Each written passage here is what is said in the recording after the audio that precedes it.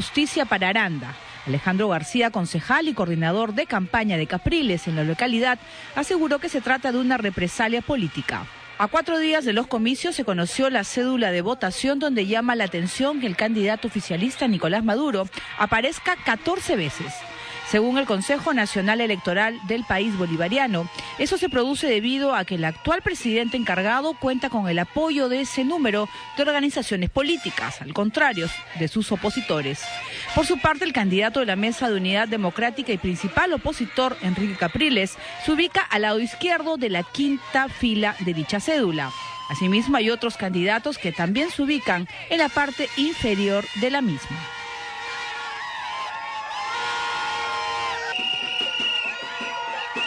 Muy bien, como ustedes pueden ver en la imagen es 14 veces Nicolás Maduro.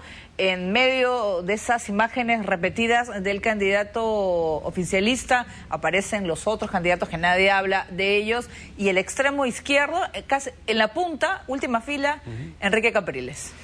Sí, como digo, es curioso porque la Mesa de Unidad Democrática también es una coalición. En fin, de repente en el caso de Maduro no es formalmente una coalición, son partidos que apoyan al candidato, pero en ese caso debería figurar únicamente por el Partido Socialista Unificado, que es el que lo postula. Sobre la muerte de este militante, yo presumo que si bien puede ser un ajuste de cuentas vinculado al fenómeno electoral, no creo que sea una orden superior, o sea, no veo qué beneficio pueda reportarle al chavismo, sino todo lo contrario. Es una persona de nivel local, un dirigente de nivel local, y pone de relieve el fenómeno, lo que es la preocupación número uno de los venezolanos según las encuestas, que es el tema de la inseguridad ciudadana, cosa que preferiría no recordar en este momento el candidato oficialista, que tiene que cargar con ese bagaje de su predecesor. Pero en todo caso, que el comité de campaña de la oposición se llame Simón Bolívar es significativo, en el sentido de que Capriles no cede ningún símbolo. Bolívar es un símbolo nacional y continental, no es un símbolo proselitista.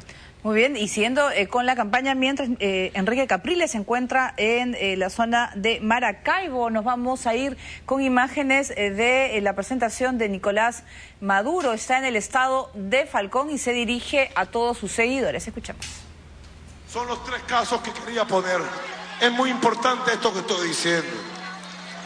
Que todo el que nos escuche se revise.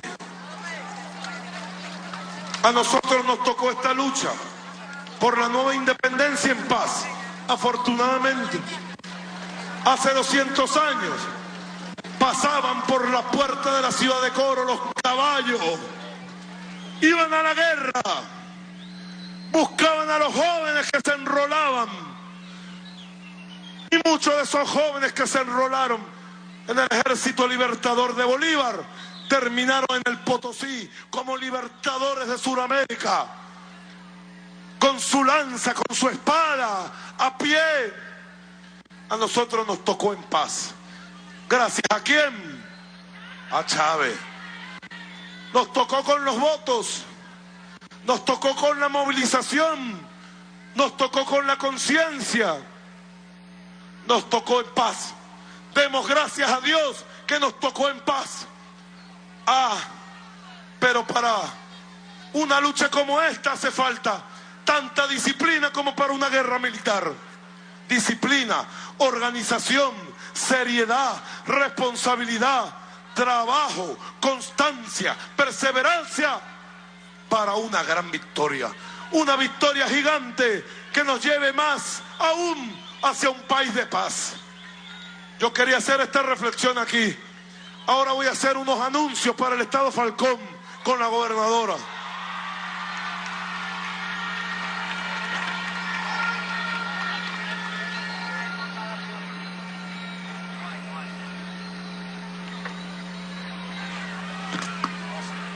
Muy bien, como estábamos viendo, desde el estado de Falcón continúa intensa la campaña electoral en Venezuela, pero como vemos en esta oportunidad el candidato Nicolás Maduro no lleva el sombrero que lo utilizó muy temprano, en el cual había colocado un pequeño pajarito, ¿no? Como él dijo que se le había aparecido representando a Hugo Chávez, pero...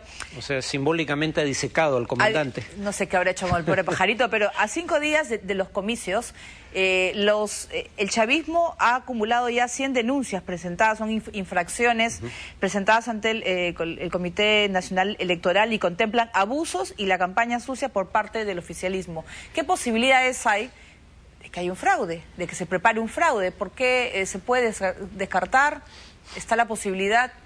A ver, yo diría, en el caso de Venezuela, lo que es irregular es la campaña, no el recuento de votos durante el periodo chavista, en el sentido de que el gobierno cuenta con recursos públicos para hacer campaña y tiene un acceso, digamos, hegemónico a medios de comunicación. O sea, no hay casi, sobre todo en los medios públicos o estatales, no hay acceso al candidato de la oposición. Pero honestamente yo no recuerdo denuncias documentadas de un fraude masivo en favor de candidaturas oficialistas en Venezuela. De hecho, en alguna ocasión Chávez perdió un referéndum, ¿no? Y en octubre pasado y en diciembre la oposición no cuestionó el recuento de votos. O sea, el problema con el proceso electoral no está en el recuento de votos. De hecho, va a haber observadores, bueno, solo de UNASUR, pero en parte porque algunos de los observadores invitados... no va a haber, por ejemplo, no se ha permitido el ingreso de otros observadores. Se invitó al presidente Pastrana de Colombia, pero claro, no puede ser un individuo, tiene que ser un equipo, y la OEA pudo haber enviado un equipo, pero siendo un voto electrónico es relativamente fácil de detectar un intento de fraude. El problema ha sido lo desigual de la campaña, no tanto, digo, no pongo mis manos al fuego por el gobierno de Maduro, pero en todo caso hasta ahora ese no ha sido el problema. El recuento de votos es relativamente limpio. Claro, ahora en las redes sociales, a través he estado leyendo bastantes seguidores de Enrique Capriles, a todo su comando de campaña, está pidiendo que vayan a votar muy temprano. Por ejemplo, para ellos es importantísimo que los seguidores de Capriles vayan a primera hora. ¿Por qué? Porque puede haber problemas al momento de hacer la cola y poder votar.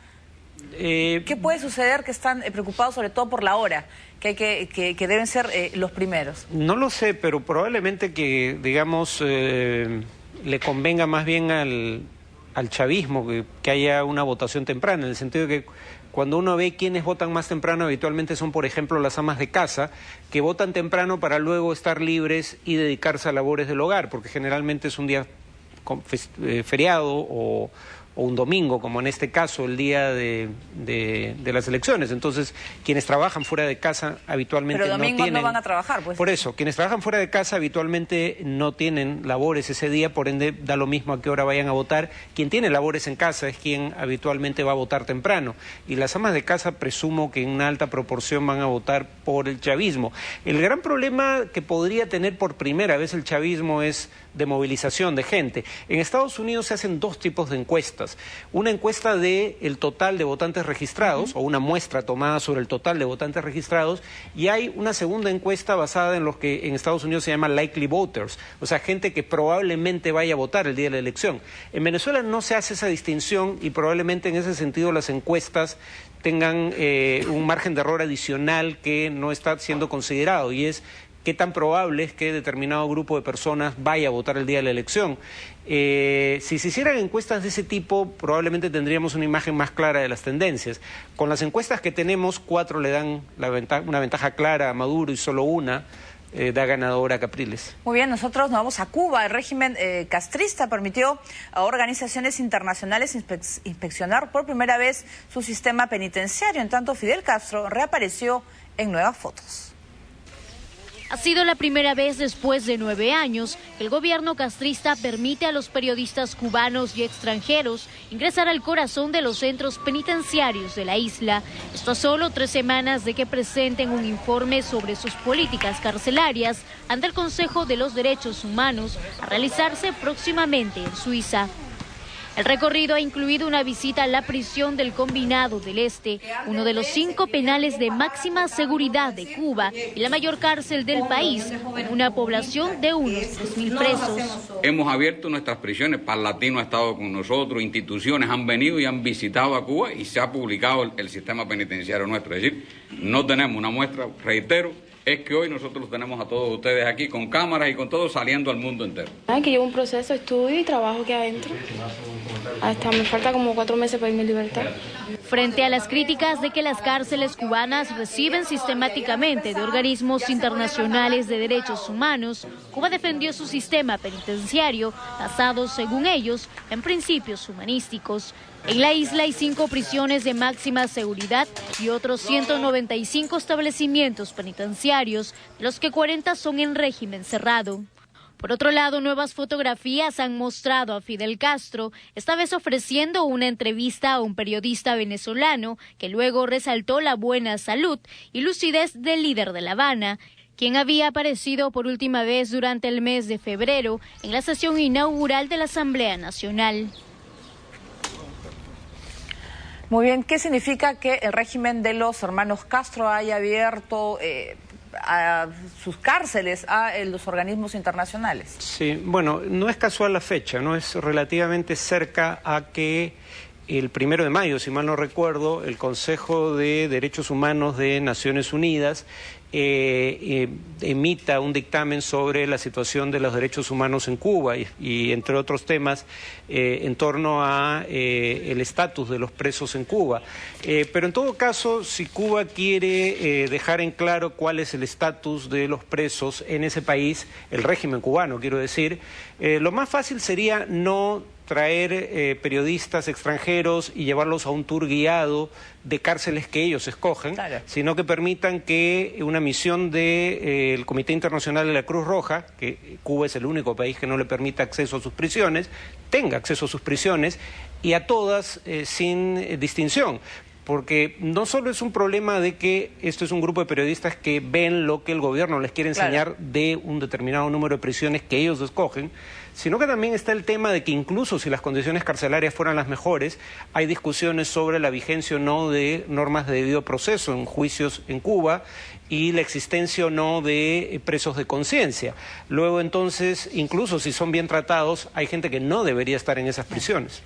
Muy bien, nosotros vamos a seguir con Brasil. La ciudad de Río de Janeiro ha acogido a la Feria Internacional de Defensa y de Seguridad, una de las más grandes exposiciones de armamentos de América Latina. Este importante evento ha llegado delegaciones de 70 países del mundo y más de 700 expositores a mostrar lo mejor de su armamento bélico. Cientos de fanáticos, compradores podrán encontrar todo tipo de armas que van desde un simple revólver hasta una bazuca. La feria se celebra cada 2 años en el Centro de Exhibiciones Río Centro, en la zona oeste de Río, y reúne a empresas locales e internacionales especializadas en equipos, servicios y tecnologías para Fuerzas Armadas y Policía Militar. Muy bien, vamos a hacer nuestra primera pausa, vamos a regresar con mucho más información. Entre ellas, a los 87 años ha muerto el padre de la fecundación in vitro. También vamos a contarles la historia de la pareja que secuestró a sus pequeños hijos y que ha sido encarcelada en la Florida. Volvemos.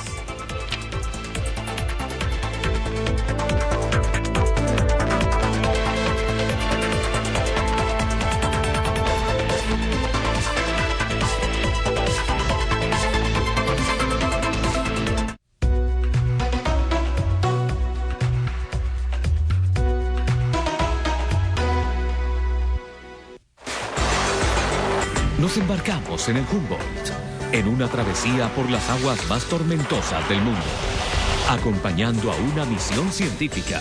El último rincón del mundo en ser descubierto. Hacia el continente blanco, un lugar extremo, fascinante y misterioso.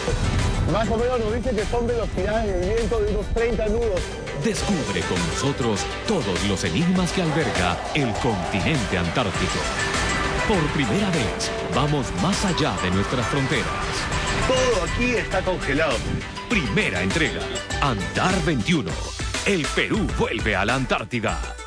Muy pronto, reportaje al Perú en la Antártida. Por TV Perú, mucho más que ver.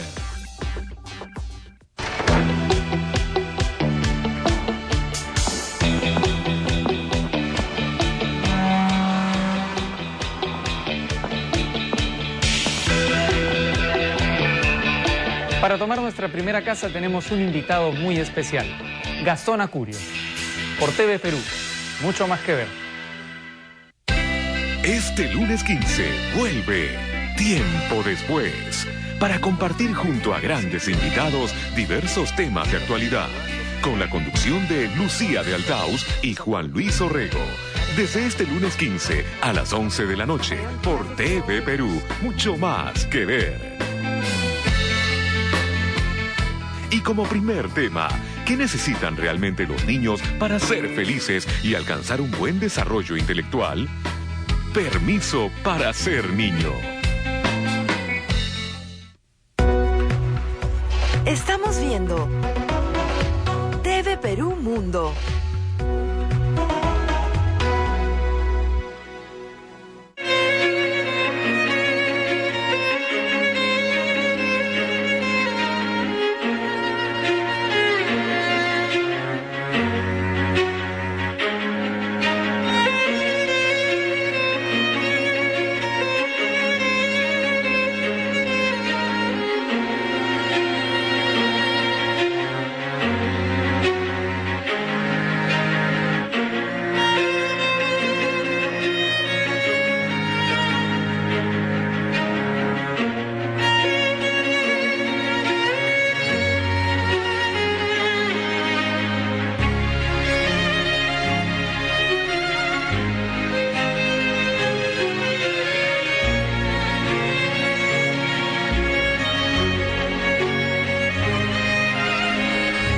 Y en el Reino Unido, a los 87 años de edad, murió Sir Robert Edwards, el padre de la fecundación in vitro.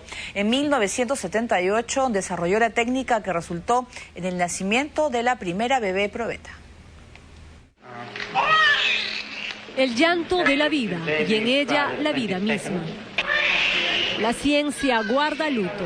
El pionero en la fecundación in vitro y ganador de un premio Nobel, Robert Edwards, murió a la edad de 87 años. El hombre cuyos críticos dijeron se creía Dios inició sus investigaciones y el trabajo sobre fecundación asistida en 1950, revolucionando el tratamiento contra la esterilidad por medio de terapias de reproducción asistida. Esto representó un gran avance para la ciencia y una esperanza para todas aquellas parejas que no podían cumplir su sueño de ser padres. Este científico británico descubrió la manera de extraer el óvulo, describiendo los periodos en los que podía ser fecundado. Edwards probó primero en animales y demostró luego que un embrión humano implantado podría dar lugar al nacimiento de un niño sano, siendo en el año 1978 Louise Brown la primera bebé probeta, que hoy ya tiene 34 años. Si él no hubiera ayudado a mamá en aquel entonces, yo básicamente no estaría aquí, ni miles de niños de toda Inglaterra. Bueno, todo el mundo. Ha dejado un gran legado, ¿no es así? Por supuesto. Quiero decir, yo en realidad no sé cuántos hay hasta la fecha en este momento. Millones, debo imaginar. Aunque él no quiera reconocerlo, él sabe que tendrá esa satisfacción, él sabe que su trabajo ha sido reconocido, que ha trabajado tan duro y durante tanto tiempo. Pero como nada es gratuito en esta vida, los logros conseguidos gracias a su increíble aporte hicieron que Edwards se ganara la oposición de la Iglesia Católica. Esta lo acusó de jugar a ser Dios e interferir con la naturaleza. Sin embargo, en el año 2010 se le otorgó el Premio Nobel en Medicina y Fisiología, dejando a miembros del Vaticano atónitos. Según el Instituto Karolinska de Suecia, la infertilidad afecta al 10% de parejas en todo el mundo. El logro de Edwards permitió que otros laboratorios comenzaran a trabajar para reproducir los resultados del Nobel, que ha permitido más de 4 millones de nacimientos desde hace 35 años. Muy bien, lo logrado por este médico también es prácticamente yo creo que un milagro, ¿no? Lograr que millones de mujeres que así de manera natural no puedan tener hijos y que salgan embarazadas y que cumplan su sueño de ser madre. Yo creo que ha hecho un gran aporte a la humanidad, ¿no? Sí, yo no creo que el problema de la Iglesia Católica fuera con las parejas, no solo legalmente casadas, sino casadas de acuerdo a ritos religiosos, que tuvieran problemas de fecundidad, pero querían tener hijos, ¿no? Y esta técnica obviamente resolvió el problema. El problema de la Iglesia, creo yo, por el lado de mujeres solteras que deciden tener un hijo no solo sin casarse, sino con un donante anónimo. Y sin sexo, ¿no? Prácticamente. Sin sexo, ¿no? Pero además sin un padre conocido para el niño, ¿no? Cosa que también se volvió una práctica relativamente común. Muchas mujeres decidieron tener hijos con donantes anónimos de bancos de esperma, de manera tal de que desde un inicio la relación con el hijo fue concebida como una relación uniparental, ¿no? Muy bien, y hablando de parejas que tienen hijos, en los Estados Unidos una pareja que había escapado a Cuba luego de arrebatar a sus 2 hijos de la custodia de su abuela materna fue detenida en Tampa, Florida. Una pareja de estadounidenses que presuntamente secuestró a sus 2 hijos y los trasladó a La Habana la semana pasada ha sido enviada a una cárcel de Florida después de que el gobierno de Cuba los entregara a las autoridades de su país. Funcionarios cubanos entregaron a la familia de 4 miembros al Departamento de Estado de Estados Unidos y al FBI. Los menores estaban bajo custodia de sus abuelos luego de que una corte retiró la patria potestad a los padres que acostumbraban tomar, utilizar drogas y armas delante de los menores. Ahora su situación se complica, pues están acusados de robo y secuestro. Ambos pequeños de 2 y 4 años de edad han regresado con sus abuelos. El estado de salud de los 2 es favorable. En tanto, Estados Unidos ha elogiado a las autoridades de Cuba por su manejo del caso. Bien, vámonos a cambiar de tema. En Australia, la policía incautó una gran cantidad de metanfetamina valorizada en nada menos que $200 millones. Ha sido uno de los mayores golpes al narcotráfico en lo que va del año en Australia. La policía incautó una mercancía valorizada en más de $200 millones que estaban ocultos en varios contenedores en el puerto de Melbourne. Ayer por la noche, 2 personas fueron detenidas en relación con esta incautación. Un hombre de 45 años de edad permanece bajo custodia policial y está ayudando a la policía en sus investigaciones. La mercancía estaba dentro de botellas etiquetadas como limpiadores de alfombras. Luego de un análisis realizado por la policía, se reveló que 96 de ellas contenían metanfetamina líquida. Se determinó que la cantidad del potente psicoestimulante ascendió a 365 litros. La Policía Federal Australiana dijo que este golpe lo realizaron con la ayuda de varios organismos internacionales. Se estima que los 365 litros serían equivalentes por lo menos a 280 kilogramos de metanfetamina pura, una droga de gran circulación cuyo abuso está muy extendido en Estados Unidos y en varios países de Europa.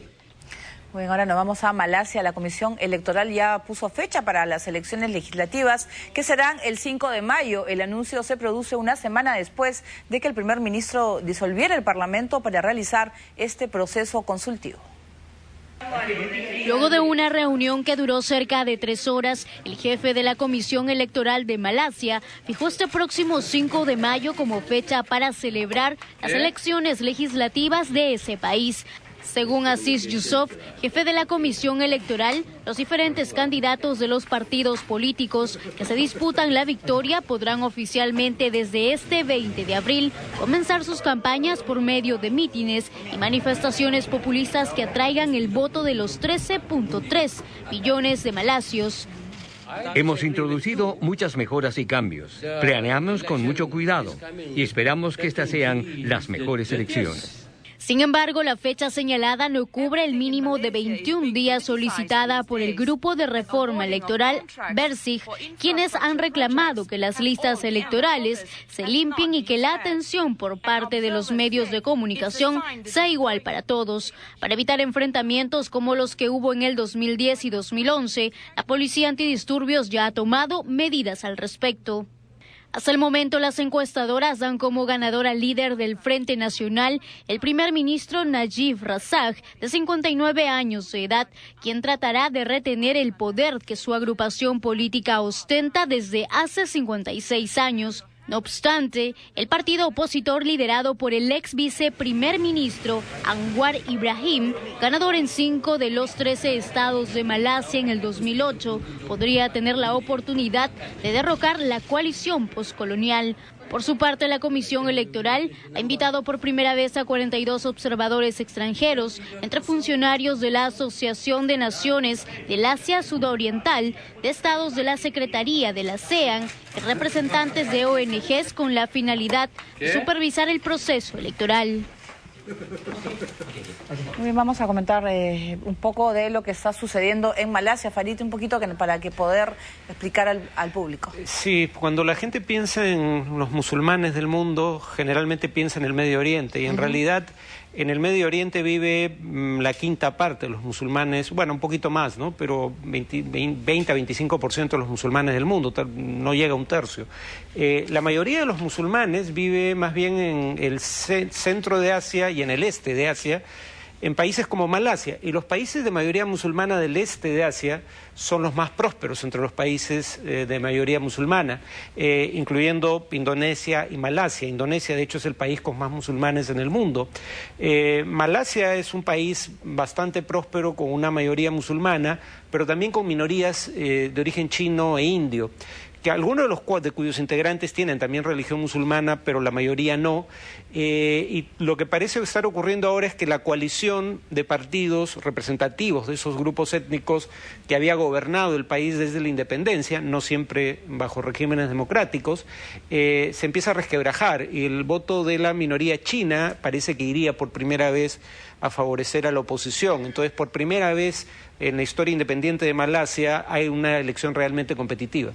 Bien, ahora nos vamos a Jordania. Se abrió el segundo campo de refugiados sirios ante el gasto que implica esta ayuda. El gobierno hizo un llamado urgente a la comunidad internacional para que donen 250 millones de dólares.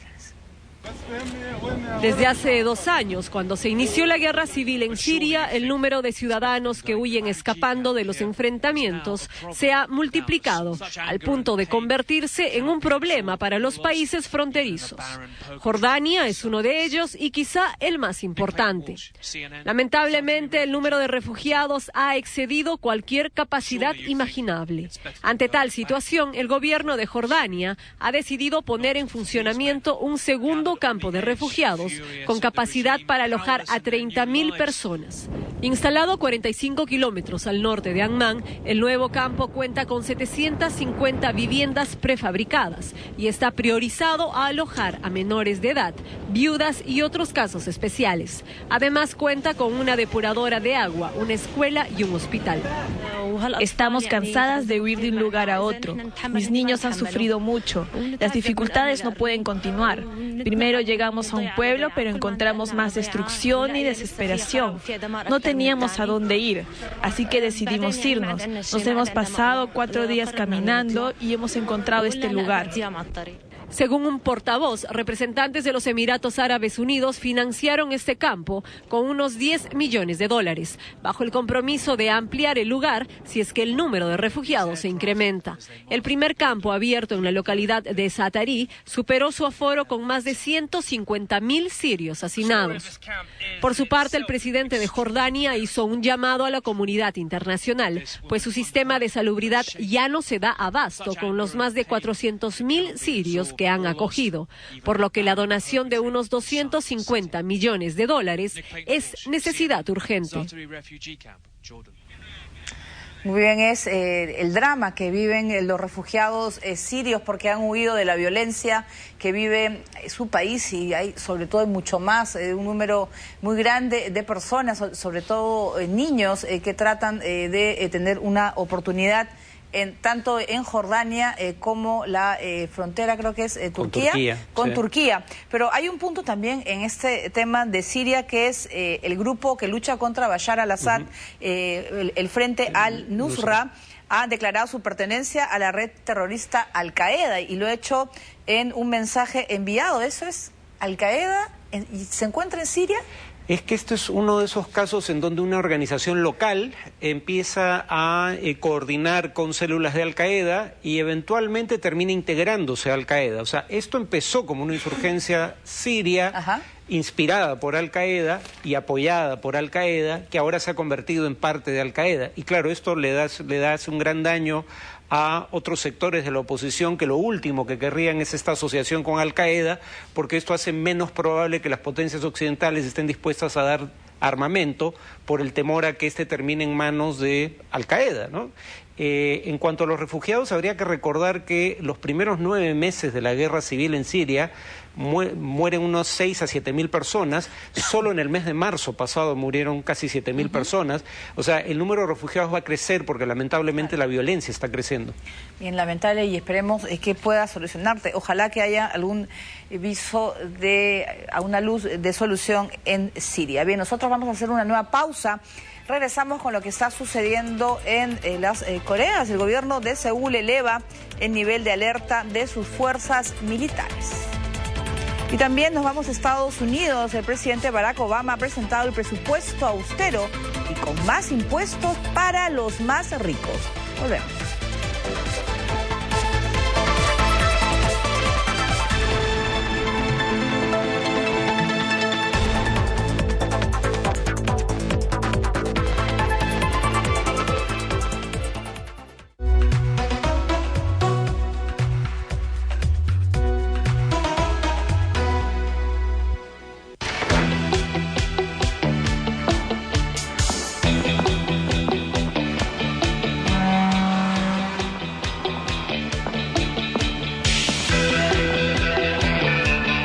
Para tomar nuestra primera casa tenemos un invitado muy especial, Gastón Acurio, por TV Perú, mucho más que ver. El Loche, alimento milenario. Mariano Valderrama, presidente de APEGA, nos sorprende con una interesante investigación sobre la comida lambayecana. El Loche es de las épocas milenarias anterior a la cultura moche. Y desde el Museo Nacional de Arqueología, Antropología e Historia, la tuberculosis, pasado y presente. Sepa cuál fue la historia de esta enfermedad en nuestro país. La incidencia mayor en casos de tuberculosis demostrados en las cerámicas se da en la costa. Presencia cultural. Este viernes a las 10 de la noche, solo por TV Perú, mucho más que ver. La picadura de este zancudo infectado transmite el dengue y puede causar la muerte. El zancudo deja sus huevos en el borde del depósito del agua. Saca el zancudo de tu casa y evita el dengue. Por eso, lava, escobilla y tapa bien todos tus depósitos y tanques donde guardas el agua. Si tienes fiebre, fuerte dolor de cabeza y malestar general, debes ir de inmediato al centro de salud más cercano. ¡Juntos venceremos al dengue! Ministerio de Salud. Estamos viendo TV Perú Mundo.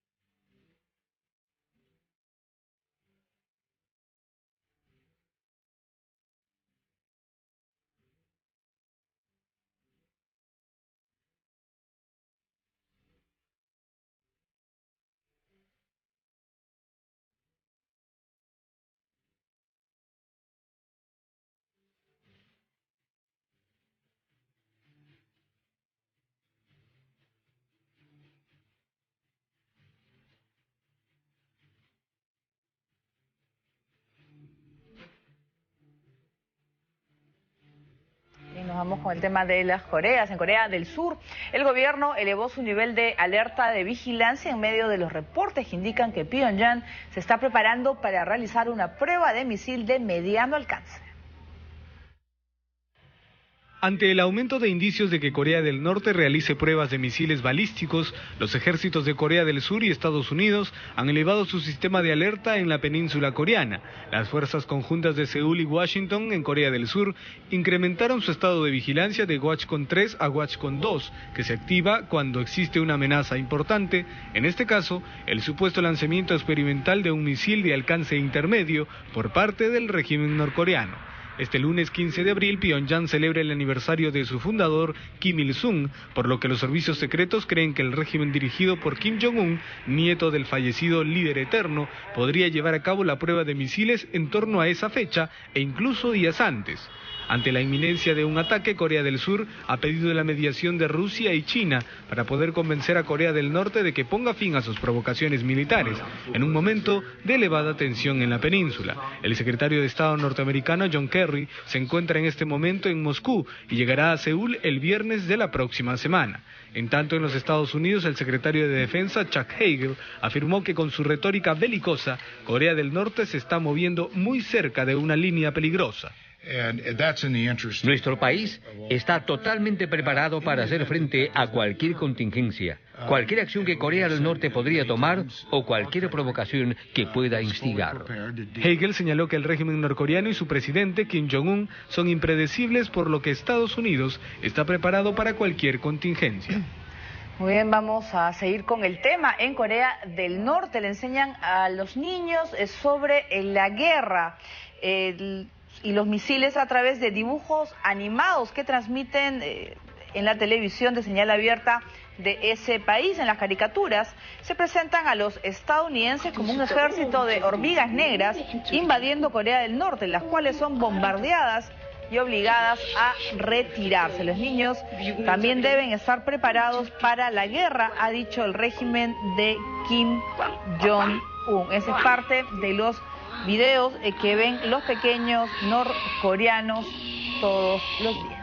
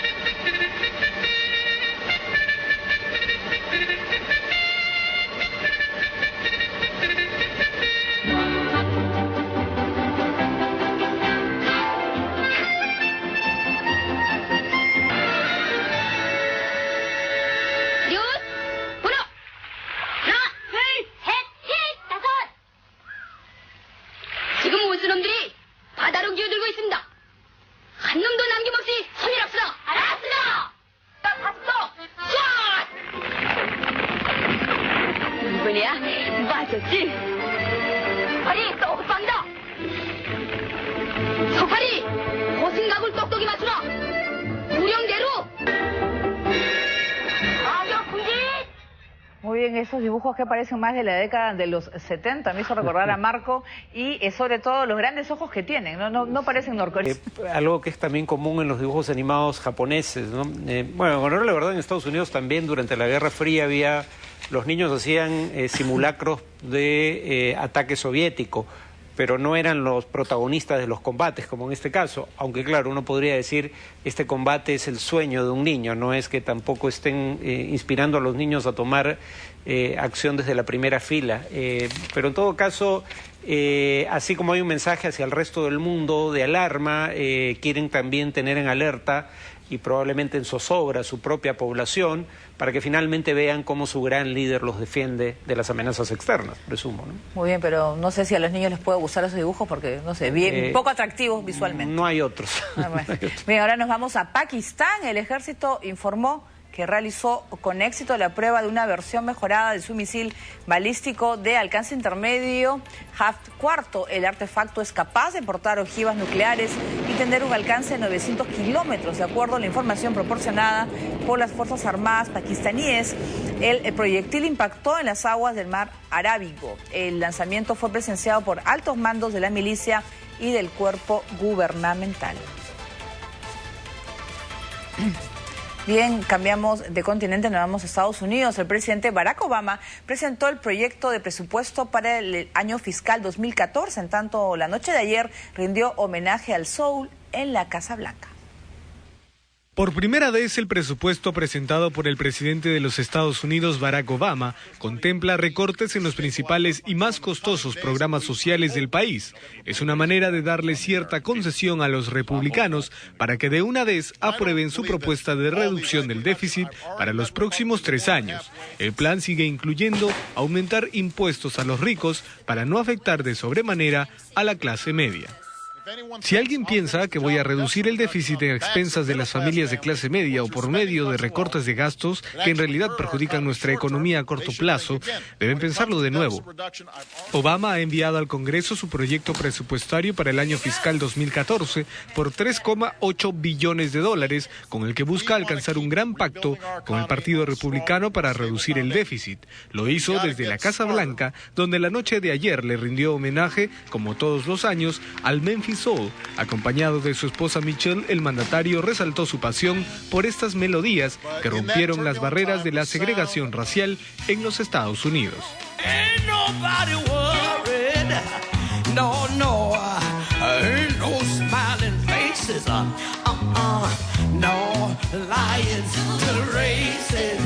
El sonido del Memphis Soul es una mezcla de gospel y blues rítmico creada por blancos y negros en la década de 1960, pese a las normas de segregación.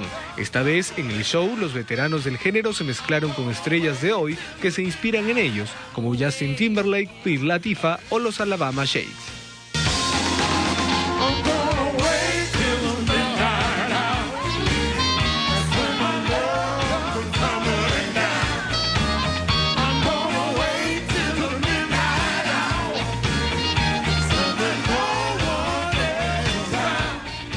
Muy bien, hace quizás algunas décadas esto iba a ser imposible, esa imagen del rhythm and blues sonando muy fuerte en la Casa Blanca. Bueno, habría que recordar que el rock and roll, que también tiene un origen, digamos, entre los afroamericanos en Estados Unidos, hace alusión originalmente el término a la actividad sexual, y había críticos blancos que decían que la música popular afroamericana era un intento de seducir a los jóvenes blancos para rebajarlos a la condición de los negros, ¿no? O sea, había una oposición explícita a casi todo ritmo, digamos, de origen negro, pero sobre todo al rock and roll. Claro, pero viendo el tema de los impuestos, que, bueno, lamentablemente los más ricos van a tener que pagar. ¿Cómo ves ese tema? Afortunadamente, diría, pero el tema es que ya había un acuerdo sobre qué hacer respecto a los ingresos públicos, elevar impuestos a solo un sector de la población de muy altos ingresos, pero todavía no hay acuerdo en torno a si debe aumentarse o disminuirse el gasto. Obama ha presentado un proyecto de presupuesto donde se disminuye el gasto. Hay gente como el Nobel de Economía Paul Krugman que dice que en una situación en donde la economía no termina de despegar, debería aumentarse, no disminuir el gasto, pero Obama está disminuyendo el gasto, solo que no lo disminuye en la cantidad suficiente para persuadir a los republicanos que quieren recortes mayores, pero tampoco convence a parte de los demócratas que en realidad hubieran querido un aumento de gastos. Entonces, algunos dirían, precisamente porque no satisface ningún extremo por completo, probablemente pueda llegar a ser una fórmula de transacción. Bien, ahora nos vamos al Reino Unido. El funeral de Margaret Thatcher ha generado controversia entre políticos y ciudadanos británicos. En el Parlamento, los legisladores oficialistas y también opositores le rindieron un homenaje. Aún después de muerta, la Dama de Hierro sigue despertando controversia en el Reino Unido. Ahora la polémica se ha centrado en el alto costo que demandaría su funeral ceremonial con honores militares que tiene planeado realizar el gobierno británico. De inmediato, el ministro de Exteriores de ese país, William Hague, y uno de los herederos políticos de Margaret Thatcher, ha defendido la idea, asegurando que su país se lo puede permitir. El cheque que ella negoció para su país en la Unión Europea nos ha puesto hasta ahora 75.000 millones de libras. es decir, el doble de nuestro presupuesto de defensa anual.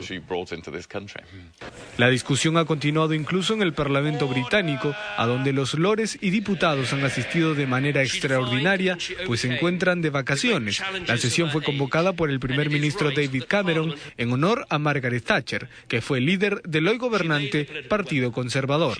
La oposición laborista, por su parte, mantuvo respeto y prefirió no elogiar a la Dama de Hierro. Sea cual sea su misión, Margaret Thatcher fue una figura única e imponente. Nunca estuve de acuerdo con lo que hizo, pero respeto lo que su muerte significa para las muchas personas que la admiraban y honro sus logros personales. No hay duda que Thatcher sigue siendo una figura que divide a Gran Bretaña. Mientras algunos consideran que salvó la economía del país y restauró su posición dominante tras la Guerra de las Malvinas, otros la ven como una persona destructiva y sin corazón y la acusan de haber desmantelado la industria minera y de disparar el desempleo. A pesar de todo ello, hoy el hijo de quien fuera primera ministra del Reino Unido, Mark Thatcher, agradeció los mensajes de condolencias que han llegado de todo el mundo. Muy bien, y tenemos una noticia de último minuto ya. Uruguay ha legalizado el matrimonio igualitario. La norma que permitirá la boda de parejas homosexuales fue aprobada por 71 votos en la Cámara de Diputados. El texto será corregido por fallas en la redacción del Senado y todo fue en medio de gritos de libertad, libertad. Se une a la Argentina, ¿no? Bueno, dicho sea de paso, Thatcher pasó legislación que prohibía cualquier tipo de promoción, decía, de la homosexualidad como una opción de familia, porque muchos la ven como una liberal. En realidad ella era miembro del Partido Conservador, era liberal en materia económica fundamentalmente y en algunos aspectos políticos, pero no en todos. Bueno, en el caso de Uruguay básicamente deben ser los votos del Frente, digamos, del Frente Amplio, la coalición gobernante, pero también hubo votos de alguna gente de oposición a favor, ¿no? La mayoría de la oposición votó en contra, pero no todos. Muy bien, nosotros vamos a hacer una nueva pausa y vamos a regresar con lo que está sucediendo en Rusia. Han aprobado la ley que sanciona con cárcel la ofensa religiosa. La medida se da meses después que las Pussy Riot causaron polémica en ese país. Volvemos.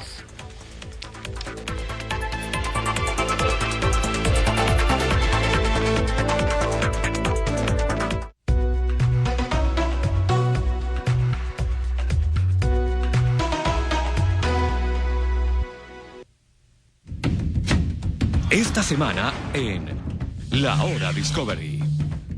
Engañados por la naturaleza. El jueves. Increíble inteligencia. Astutas criaturas que usan el poder de la mente para sobrevivir en un mundo de todos contra todos. El viernes. Maravillas medicinales. Extraordinaria conducta animal. Criaturas que permanecen saludables aplicando métodos notables. La Hora Discovery. De martes a viernes a las 3 de la tarde. Por TV Perú. Mucho más que ver. Este viernes a las 5 de la tarde. El grupo peruano de rock pop Locomotor.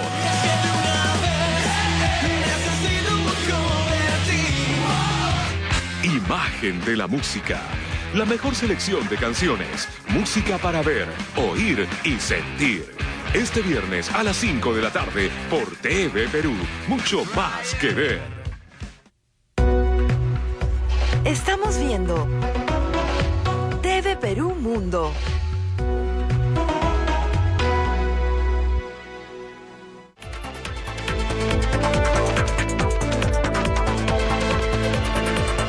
La estrella del Real Madrid, Cristiano Ronaldo, conoció a su doble, un joven turco que también juega en las divisiones menores. Veamos.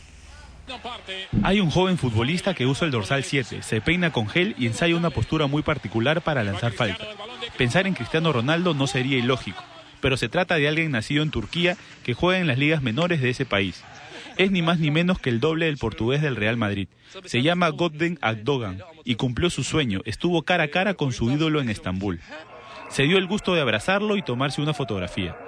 Cristiano estaba a punto de subir al bus en las afueras del Estadio Turco, cuando este joven hincha apareció.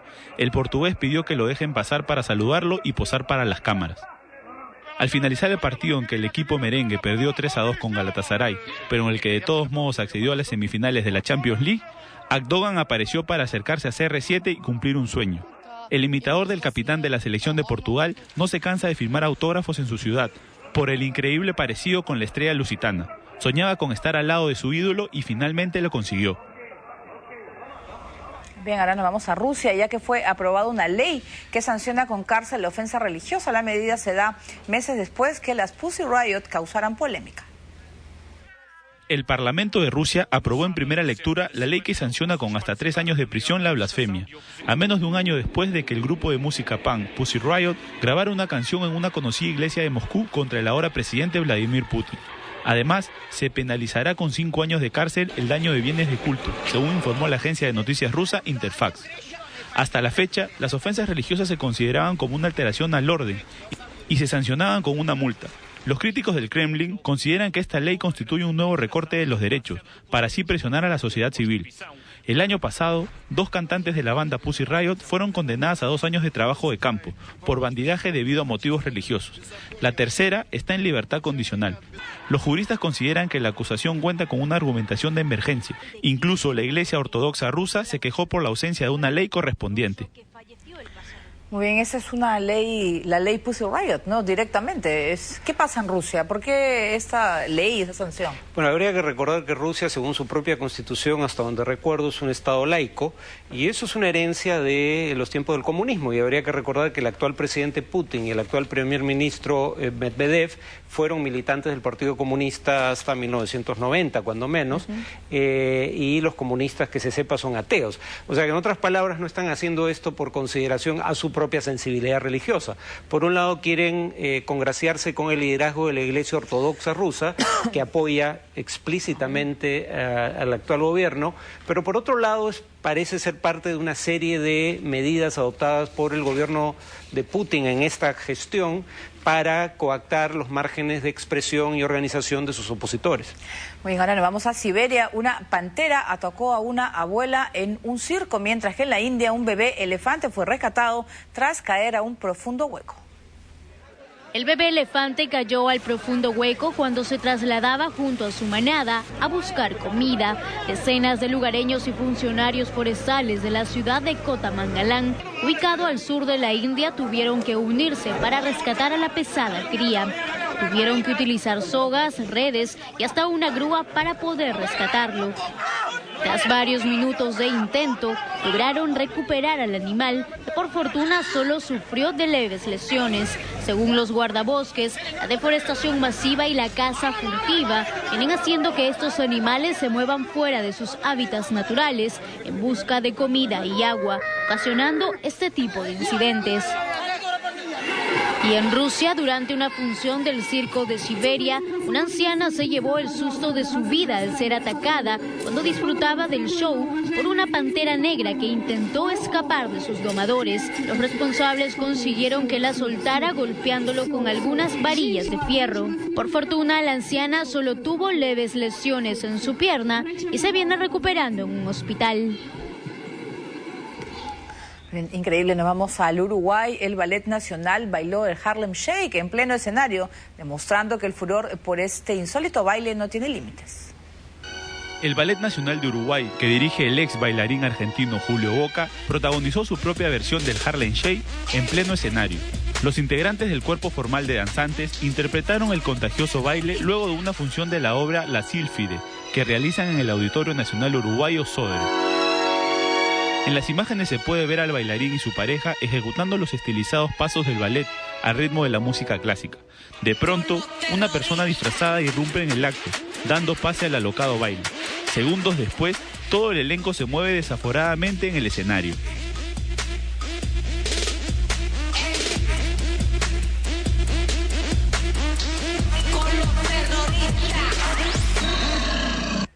Muy bien, y vamos a ver los zapatos más extremos y extravagantes del mundo. ¿Se pondría usted unos zapatos en forma de plátano o cuyos tacos tengan la silueta de una muñeca inflable? Esa es la propuesta de un grupo de diseñadores que acaban de presentar una extravagante colección. Son más de 200 pares creados bajo el nombre de Fuerte Expresión y Paso Firme. Todo un reto para las féminas que buscan autenticidad, aunque esto amerite todo un reto al equilibrio.